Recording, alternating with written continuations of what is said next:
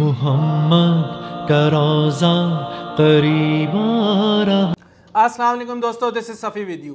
दोस्तों, आज की एपिसोड से पहले मैं आप सबका शुक्रिया अदा करना चाहूँगा कि आप सबकी सपोर्ट के साथ हमारे प्रोग्राम कामयाबी के साथ आगे बढ़ रहा है।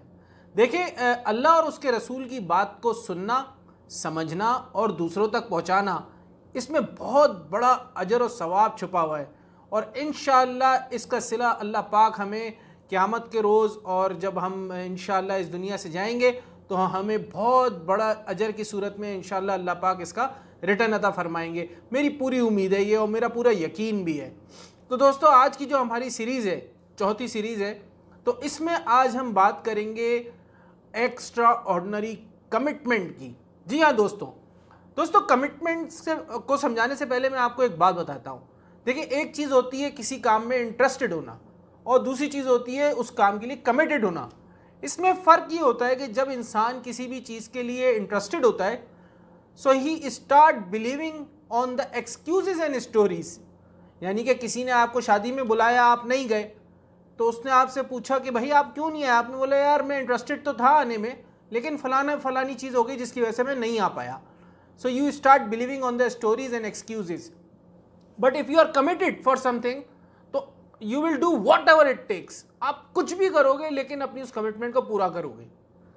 अब जब भी हम बात करते हैं नबी अकरम सल्लल्लाहु अलैहि वसल्लम की ज़िंदगी में, तो वो चीज़ बन जाती है एक्स्ट्रा ऑर्डिनरी। ये मैं आपको पहली किस्से समझाता आ रहा हूँ। तो नबी अकरम सल्लल्लाहु अलैहि वसल्लम की ज़िंदगी में जो लीडरशिप की एक बेहतरीन क्वालिटी थी वो थी एक्स्ट्रा ऑर्डिनरी कमिटमेंट। और उस एक्स्ट्रा ऑर्डिनरी कमिटमेंट में जो सबसे बड़ी उनकी कमिटमेंट थी वो थी एक ऐसी जमात को तैयार करना जो अपनी ज़िंदगी तक लुटा दे उस मैसेज के ऊपर जो अल्लाह ने नबी अकरम सल्लल्लाहु अलैहि वसल्लम को दिया था पूरी दुनिया में पहुंचाने के लिए। और वो थी वो सहाबा की जमात जो अल्लाह के नबी ने खड़ी करी और उन लोगों के दिलों को बदल कर उनको इस कमिटमेंट के ऊपर लेके आए कि वो इस दीन की खातिर, अल्लाह के पैगाम की खातिर अपना दिलो जान सब कुर्बान करने के लिए तैयार थे। देखिए, लीडर वो होता है जो हमेशा मिसाल कायम करता है, लीड फ्रॉम द फ्रंट। तो नबी अकरम सल्लल्लाहु अलैहि वसल्लम ने अपनी ज़िंदगी में हमेशा अपनी कमिटमेंट को दिखाकर दूसरों को उस कमिटमेंट पर तैयार किया जो कि सहाबा थे। And he always lead from the front. अब इसमें जो कुछ मिसालें दी गई हैं उनके वाक़यात की, उसमें मैं आपको यहाँ से कोट करता हूँ। सबसे पहले मिसाल दी गई है जंग बदर की। हम सभी जानते हैं जंग बदर के बारे में। तो उसमें जो उन्होंने बताया कि वो उस जंग में एक तो मुसलमानों के पास ना तो इक्विपमेंट्स थे और वो लोग वीक बहुत थे क्योंकि गुर्बत भी थी। तो उसका हाल बताते हुए बताते कि उस जंग में मुसलमानों के पास सिर्फ 2 घोड़े थे और 70 ऊँट थे। और हाल ये था कि एक ऊँट के ऊपर 3 लोगों ने बैठना था। तो नबी अकरम सल्लल्लाहु अलैहि वसल्लम बजाते खुद जिस ऊँट के ऊपर थे, उनके साथ 2 सहाबी और उस ऊँट के ऊपर थे। उनके नाम हैं अली इब्ने अबी तालिब और उलू बाबा रिजवानुल्लाह अजमईन। तो उन सहाबा ने नबी अकरम सल्लल्लाहु अलैहि वसल्लम से फरमाया कि अल्लाह के नबी, आप जो है इस ऊँट पे बैठ जाएं और हम लोग जो है वो ऊँट के बगैर चले जाएंगे। तो यहाँ आप देखें लीडर क्या होता है। नबी अकरम सल्लल्लाहु अलैहि वसल्लम ने फरमाया कि तुम लोग मुझसे ज़्यादा ताकतवर नहीं हो, तो हर चीज़ इक्वल होगी यहाँ पे। तो कमिटमेंट शो करी इक्वल हमेशा अपनी ज़िंदगी में, या फिर ज़्यादा कमिटमेंट को शो किया। इसके बाद जो दूसरा वाक़या यहाँ पे वो पेश करते हैं वो है ग़ज़वा खंदक का। यकीन माने इस वाक़े को पढ़कर आंखों में आंसू आ जाते हैं। यानी कि पढ़ना, बोलना और सुनाना तो आसान है, लेकिन अगर आप उसको इमेजिन करेंगे तो क्या तकलीफ़ होगी उस वक्त। इसमें ग़ज़वा खंदक से पहले नबी अकरम सल्लल्लाहु अलैहि वसल्लम ने शूरा बुलाई और सबको जमा किया ब्रेन स्टॉर्मिंग करने के लिए, स्ट्रेटेजी बनाने के लिए। यहाँ से देखें, उस ज़माने में भी स्ट्रेटेजीज़ बनाया करते थे। स्ट्रेटेजी बनानी थी कि किस तरीके से इस जंग को लड़ा जाए। क्योंकि देखिए, मदीना के जैसे 4 हिस्से होते हैं ना, ईस्ट, वेस्ट, साउथ और नॉर्थ। तो वहाँ पे इस तरीके से था कि उनकी जो 2 जगहें थी जो अगर मैं बिल्कुल एग्जैक्ट आपको यहाँ से कोट करूँ तो जो ईस्ट और वेस्ट का हिस्सा था मदीना का, उसको कहते हैं, वहाँ पे एक अलहरा पहाड़ था जो कि वॉल्केनिक पहाड़ था, तो वहाँ से तो उनको पता था कि हम सेफ हैं। और उसके अलावा जो नॉर्थ का एरिया था वो सबसे ज़्यादा कमज़ोर था, क्योंकि साउथ के एरिया में जो है वहाँ पे ये खजूरों के बागात थे, तो वहाँ से भी सेफ था। तो नॉर्थ का एरिया जो बहुत कमज़ोर था, वहाँ ये डिसाइड किया गया, क्योंकि वहाँ एक सहाबी थे उस शूरा में जिनका नाम था सलमान अल फारसी, वो पर्शिया से थे। तो उन्होंने मशवरा दिया कि हम लोग जो है वहाँ पे खंदक खोदते हैं, अगर कोई प्रॉब्लम आती है तो क्यों ना हम यहाँ पे भी खंदक खोदें। तो उनके इस मशवरे को कबूल किया गया और ये डिसाइड किया गया कि हर 10 सहाबी मिलकर 40 फीट तक का खंदक खोदेंगे। अब इस फैसले के बाद काम शुरू कर दिया गया। अच्छा, यहाँ पे मैं आपको एक बात बताता हूँ। वो बात इस तरीके से कि देखें, सहाबा इतने ज़्यादा लॉयल थे नबी अकरम सल्लल्लाहु अलैहि वसल्लम के साथ, क्योंकि उनको पता था कि नबी अकरम सल्लल्लाहु अलैहि वसल्लम की जो कमिटमेंट है अपने इस गोल के साथ वो हमसे भी ज़्यादा है। अब इसकी मिसाल उन्होंने कैसी दी, देखें, इस वाक़े के ऊपर तमाम सहाबा का भूख से वो हाल था कि उन सब ने अपने पेट पर एक एक पत्थर को बांधा हुआ था। सोचे क्या भूख होगी। तो उसमें से एक सहाबी थे जिनका नाम है, यहाँ पे मैं एग्जैक्टली आपको पढ़ के बताता हूँ, जाबिर इब्ने अब्दुल्ला रज़ी अल्लाह ताला अन्हु। उन्होंने देखा कि नबी अकरम सल्लल्लाहु अलैहि वसल्लम ने बजाते खुद अपने पेट पर 2 पत्थर बांधे हुए हैं। तो आप अंदाज़ा लगाएं किस शदीद भूख में होंगे वो। उनसे वो देखा नहीं गया और वो सीधा अपने घर गए और उन्होंने बेगम से पूछा कि तुम्हारे पास कुछ खाने को है, क्योंकि मैंने नबी अकरम सल्लल्लाहु अलैहि वसल्लम को इस हालत में देखा है। तो उनकी बेगम ने बोला कि मेरे पास एक बकरी है छोटी और कुछ बारले हैं जिससे कुछ रोटी बन सकती है। तो उन्होंने जल्दी जल्दी उस बकरी को कुर्बान किया और कहा कि तुम इसकी रोटी बनाओ, सालन इसको पकाओ, मैं अल्लाह के नबी को बुला के लेके आता हूँ। वो भागते दौड़ते गए और नबी अकरम सल्लल्लाहु अलैहि वसल्लम से फरमाया कि आप जो है अपने कुछ साथियों के साथ आ जाएं, हमने आपके लिए खाना तैयार किया है। नबी अकरम सल्लल्लाहु अलैहि वसल्लम ने उनसे पूछा कि कितना खाना है, उन्होंने बता दिया।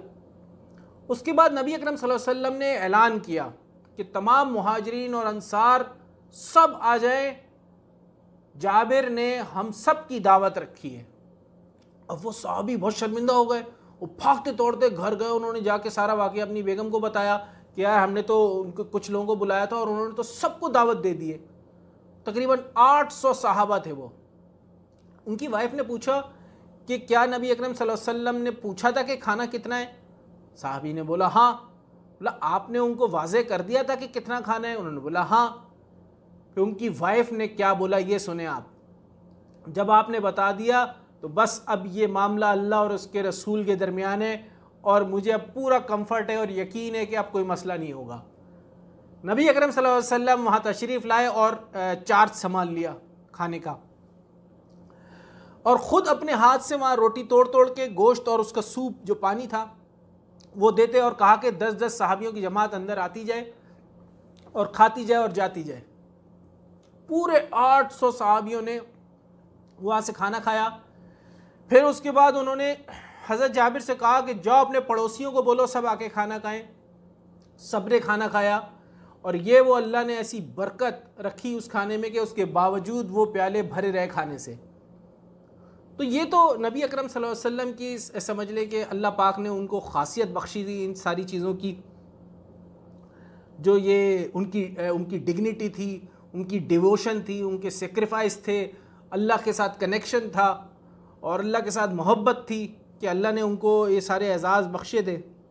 अब यहाँ एक ख़ास वाक़या कोट करते हैं कि जब वहाँ पर खंदक खोदी जा रही थी तो वहाँ दरमियान में एक बहुत बड़ी रॉक आ गई, बड़ा वाला पत्थर स्टोन की तरह ना, और वो किसी सहाबी से नहीं टूट रहा था। तो सहाबा ने जाके नबी अकरम सल्लल्लाहु अलैहि वसल्लम से जो है सारा वाक़या बताया। तो अल्लाह के नबी वहाँ पर आए और उन्होंने कुल्हाड़ा उठाया और ज़ोर से मारा उस पत्थर के ऊपर, तो एक ज़ोर की लाइट निकली और अल्लाह के नबी ने जो है वो तकबीर कहा, अल्लाह अकबर। फिर दोबारा उन्होंने दूसरी दफ़ा मारा, फिर एक लाइट निकली तो अल्लाह के नबी ने फरमाया अल्लाह अकबर। इसी तरह जब तीसरी दफ़ा अल्लाह के नबी ने मारा तो एक लाइट निकली, और जब अल्लाह के नबी ने चिल्लाया अल्लाह अकबर तो वो पत्थर बिल्कुल रेजा रेजा हो गया और मिट्टी बन गया।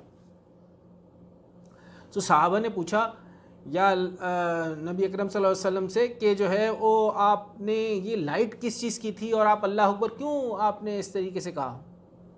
तो नबी अकरम सल्लल्लाहु अलैहि वसल्लम ने बताया कि जब मैंने पहली दफ़ा इस पर कुल्हाड़ा मारा और लाइट निकली तो मुझे रोमन एम्पायर दिखाया गया, और मुझे दिखाया गया कि जो शाम का लाल किला है वो मुझे दिखाया गया कि हमने उसको फतह कर लिया। तो मैंने कहा अल्लाह अकबर। जब दूसरी दफ़ा मैंने कुल्हाड़ा मारा तो मुझे पर्शिया दिखाया गया, और वहाँ का जो वाइट पैलेस है अल किसरा, मुझे वो दिखाया गया कि हमने फतह कर लिया। तो फिर मैंने कहा अल्लाह अकबर। और तीसरी दफ़ा जब मारा तो हमें यमन दिखाया गया और यमन के दरवाज़े दिखाए गए कि हमने वो फतह कर लिया। तो फिर मैंने कहा अल्लाह अकबर। सुभान अल्लाह। तो ये देखें आप कितनी अल्लाह की तरफ से जो है रहमतें थीं, क्या वाक़यात थे, क्या कमिटमेंट थी अल्लाह के नबी की और सहाबा की जमात की क्या कमिटमेंट थी। अच्छा, सहाबा की कमिटमेंट से याद आया कि यहाँ पे एक वाक़या और कोट किया गया है कि सहाबा की कमिटमेंट क्या थी अल्लाह के नबी के साथ, जो कि उन्होंने सीखी थी क्योंकि वो देखते थे कि नबी अकरम सल्लल्लाहु अलैहि वसल्लम की एक्स्ट्राऑर्डिनरी कमिटमेंट जो है इस मैसेज को फैलाने में कैसी है। दो सहाबी थे, एक का नाम था अमार बिन यासिर और दूसरों के नाम था अब्बाद बिन बिशर। दोनों भाई थे रिज़वानुल्लाह अजमईन। तो नबी अकरम सल्लल्लाहु अलैहि वसल्लम ने उन दोनों की जिम्मेदारी लगाई कि तुमने जो है वो रात को पहरा देना है। एक दरवाजे की जगह थी वहाँ पे। तो दोनों आपस में ये डिसाइड किया कि यार आधी रात एक सोएगा, दूसरा जागेगा, और दूसरा फिर सोएगा और पहला जागेगा। तो जब एक भाई सो गया और दूसरा जाग रहा था तो उसने सोचा कि मैं इबादत में वक्त गुजारता हूँ। वो नमाज के लिए खड़े हो गए। इतने में दुश्मन आए वहाँ पे और उन्होंने एक तीर मारा और वो उनके जिस्म पे आके लग गया, लेकिन उन्होंने अपनी नमाज नहीं तोड़ी। फिर दूसरा तीर मारा, वो भी उनके जिस्म में आके लगा, उन्होंने अपनी नमाज नहीं तोड़ी। जब तीसरा तीर मारा तो उन्होंने अपने भाई को जगा दिया।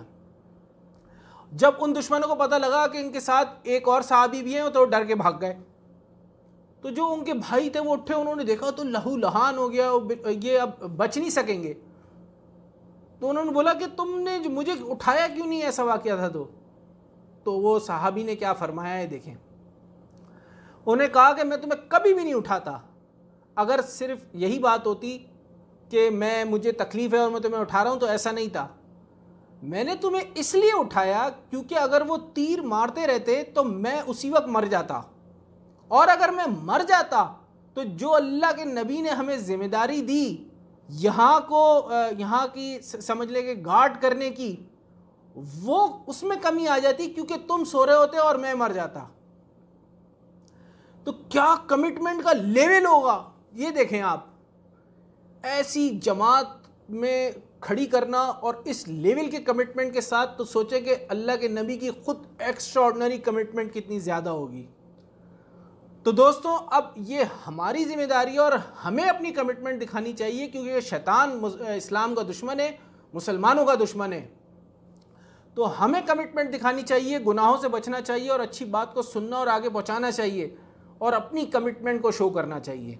ये वीडियो अब लाजमी आप दूसरों के साथ शेयर कीजिएगा ताकि ये अच्छी बात, खैर की बात दूसरों तक भी पहुँचे। आपका दोस्त सफ़ी, अस्सलाम वालेकुम।